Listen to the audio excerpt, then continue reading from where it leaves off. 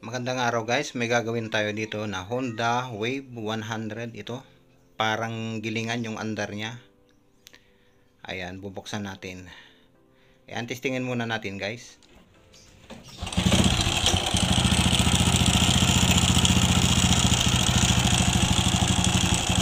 Ayan yung andar niya, ang sama ng andar guys. Ayan. Kaya tingnan natin kung ano yung kanyang difference. Okay guys, samahan ninyo ako.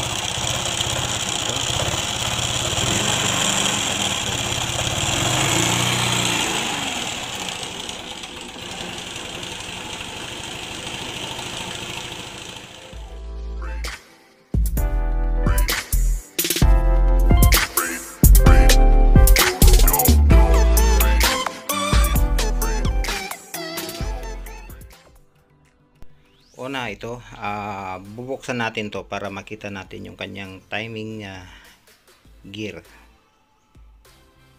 Ayan, buksan muna natin yan guys bago natin buksan yung kanyang cover sa kanyang flywheel. Ayan, tanggalan natin, isulod na natin yung isa.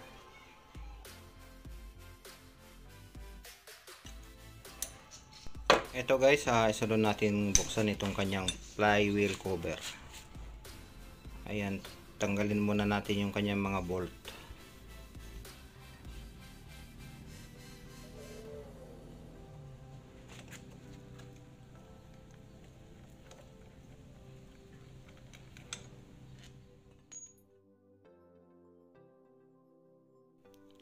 Ayan, itong cambio na lang. Ayan, tanggalin na natin itong kanyang nakoko, pati yung oil seal. Ayan, puno ng langis yung ano guys, kanyang stator.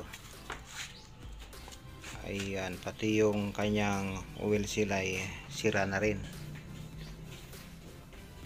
Ayan, kanyang starter chain maluwag na rin. Pero yan, di yan ang gawin natin. Isunod natin na tanggalin yung kanyang flywheel. Ayan, ganyan lang guys, pagtatanggal.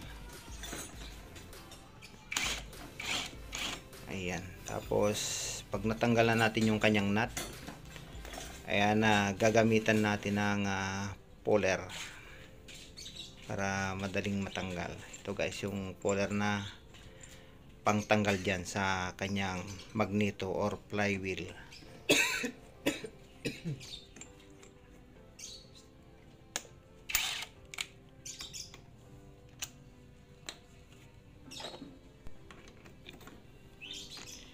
Ayan, ito, ganito lang guys. Ayan. Oh, ayan, tanggal ka agad guys. Ganyan lang pagtatanggal ng magneto.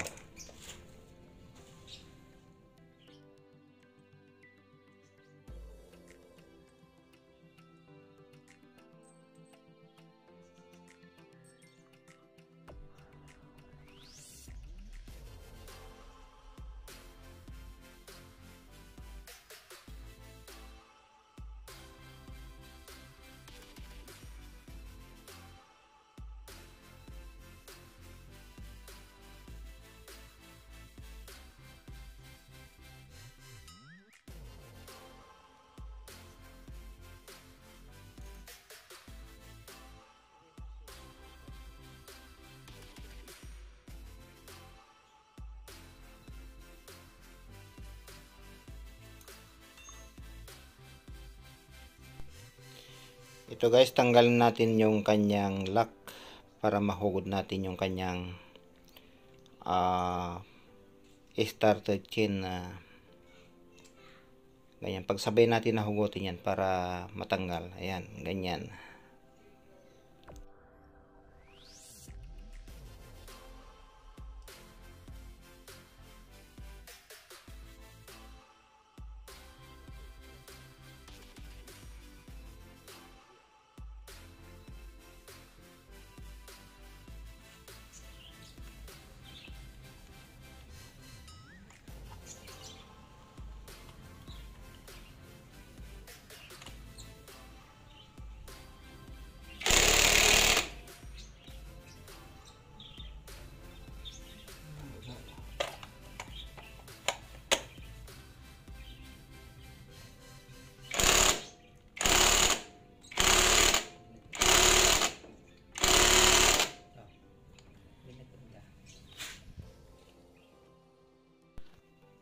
pagtatanggal dito guys, ayan, kung mahirap tanggalin, kuha lang ng vice grip saka sikwatin ng flat screw dyan sa taas para umangat siya. Minsan kasi tulad nito, nilagyan nila ng dikit kaya medyo mahirap tanggalin. Ayan, tanggal na guys, ayan.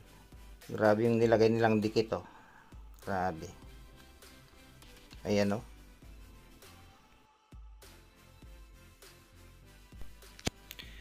Ayan guys, tanggalan natin. Isunod na natin tanggalin yung kanyang tensioner. Yung lock pala ng tensioner nandiyan sa ibaba. Ayan, sa ilalim pala. Ayan, hugutin yung kanyang spring. Ayan, medyo okay pa yung kanyang tensioner. Wala pa namang gas guys. Pero yung kanyang timing chain guys, tingnan. Sobrang lawlaw na siya. Kaya yan ang papalitan natin, yung kanyang timing chain. Masyado na siyang lawlaw or mahaba. Ayan, tanggalin na natin yung kanyang timing chain.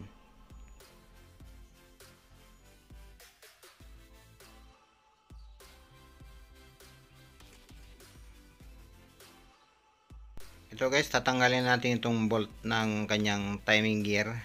Nalogan na natin yan kanina pero hindi natin tinanggal. Para, ayan, tatanggalin na natin ngayon. Ayan, maluwag na kasi yan, pinilugan ko na kanina.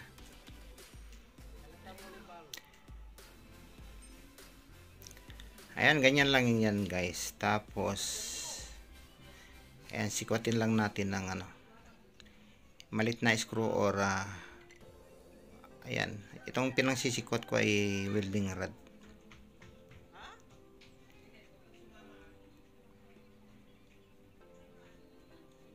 Ayan, dahan-dahan lang guys.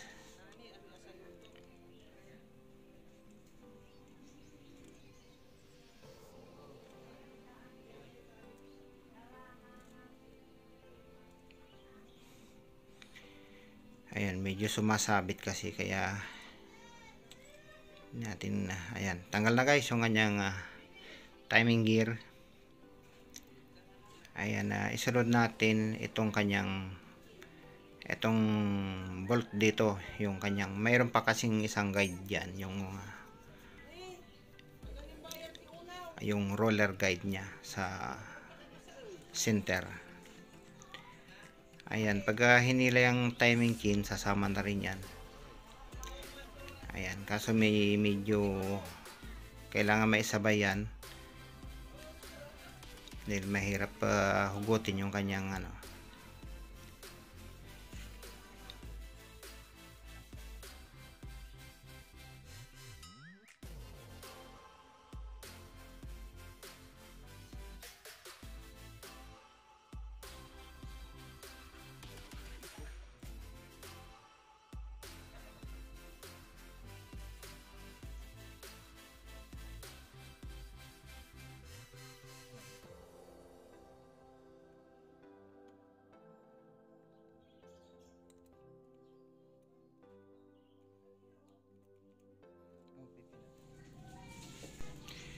ito guys, tanggalan natin yung kanyang timing chain at saka itong kanyang oil seal. Ito tumigas na kaya ito yung papalitan natin, yung kanyang timing chain saka yung kanyang oil seal. Ayun, pag nilagay natin yung kanyang starter gear, maluwag na. Okay pa naman yung kanyang yan, yung kanyang tensioner. Okay pa naman, hindi pa nagasgas yung kanyang rubber sa dulo. Kaya ibabalik natin. Guys, ito na yung nabiling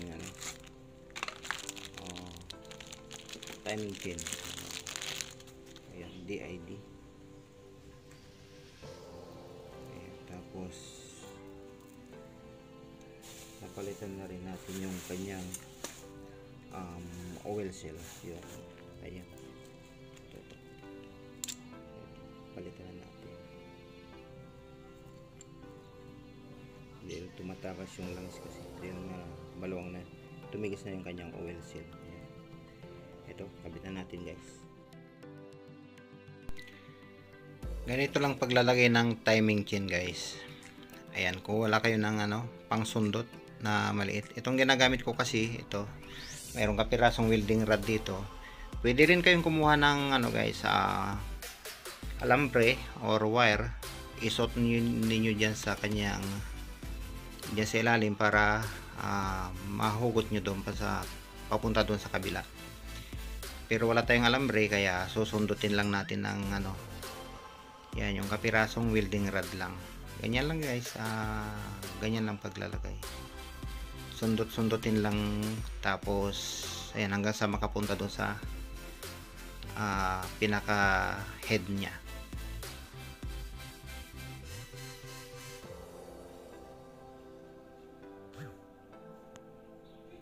Ayan, sundutin natin dito.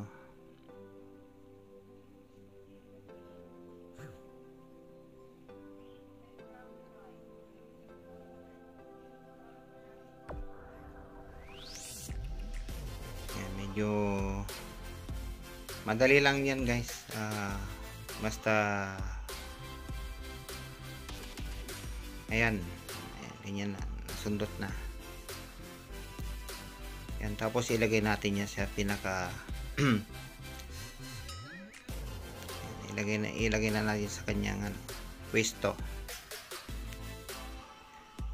Ayan, siguraduhin natin guys na tama yung pagkalagay natin diyan sa kanyang gear.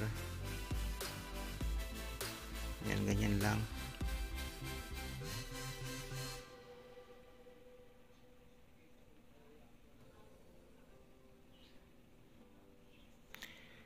Ayan, pag nalagay na natin yung pinaka dulo, ilagay natin diyan sa pinaka, diyan muna sa taas. Yan. Kasi ipapasok natin yung isang kanyang guide, yung guide roller niya. Dito natin ipapasok sa dito sa unahan. Yan lang medyo mahirap-hirap na ilagay dahil isisintro natin doon sa pinaka, hindi natin makita yan pag ilagay natin. Kaya kapa-kapa lang ang paglalagay. Ayun, nalagay na. Ganyan lang guys ang ginagawa ko. Ilagay yung bolt dyan, tapos pakiramdaman kung tatama yung kanyang butas. Ayun guys. Ayan, naisintro na natin. Sigurado natin na may sintro kasi baka mamaya hindi nyo mailagay yung kanyang guide, ay magka-problema pa. Ayan, higpitan na natin.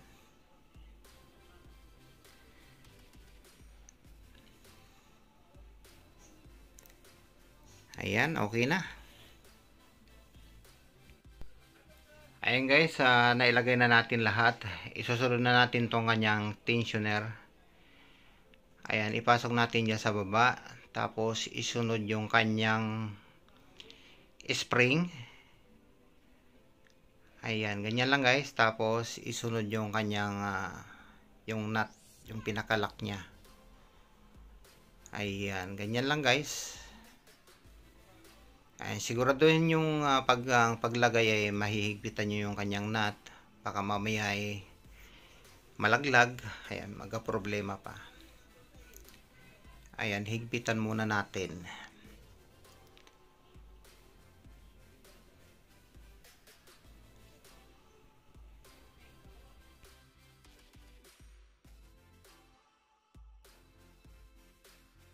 Ito guys, isusunod na natin yung kanyang timing gear. Ayan, siguraduhin natin na yung marka ng timing gear ay tatama doon sa pinaka mark ng kanyang pinagtanggalan natin kanina. May makikita kayong timing mark diyan sa kanyang sa kanyang head.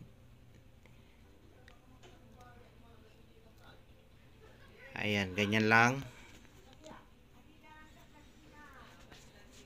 Ayan, pag hindi sumintro, sikwatin nyo lang ng ano, kahit daliri lang or yung flat screw. Ganyan lang guys. Sikwatin nyo para umadjust yung kanyang gear.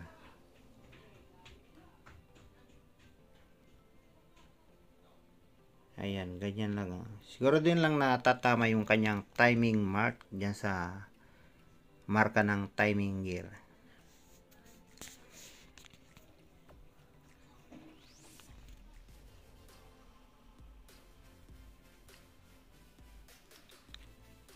Ayan, konti pa. Hindi pa natapat guys.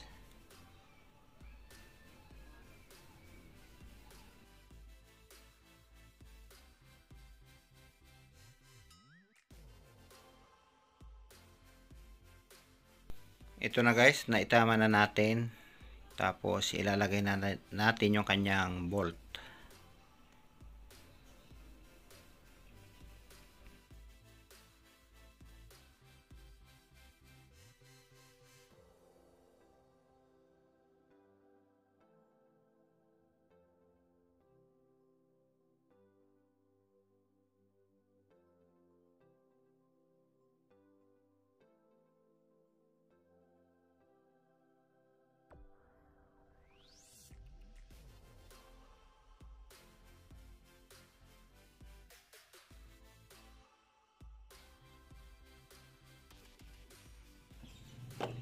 Ito guys, ilagay na natin yung kanyang cover. Ayan. Nilagyan natin ng dikit para siguradong hindi sisingaw. Next natin na ibalik itong kanyang starter chain. Ayan, ilagay natin yung kanyang kadena diyan. Tapos yung malit na gear, yung gear ng starter. Ayan, sabay guys natin na ipapasok yan para ano, dahil pag hindi nagsabay yan, hindi mo maikakarga yung kanyang starter chain. Ayan, ganyan lang guys. Tapos ilagay natin yung kanyang lock.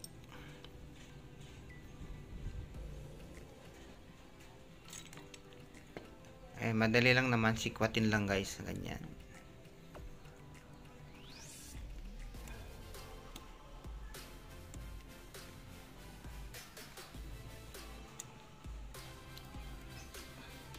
Ayan, okay na.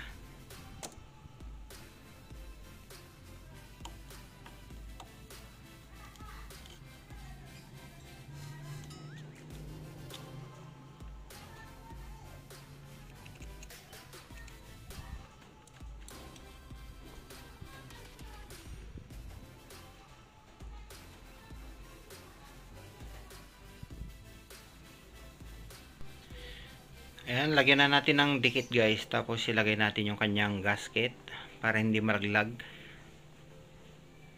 Ayan, lagyan natin ang palibot niya.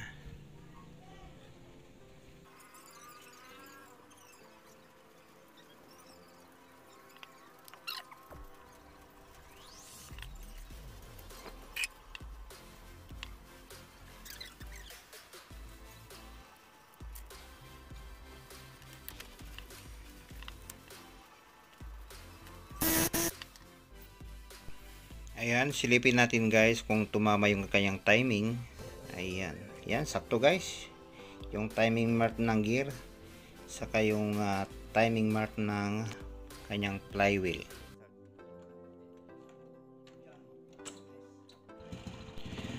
Ayan na guys, okay na. Natanggal na yung kumakalampag kanina na tunog niya. Ayan, maraming salamat guys sa panonood. Ayan, Motodok.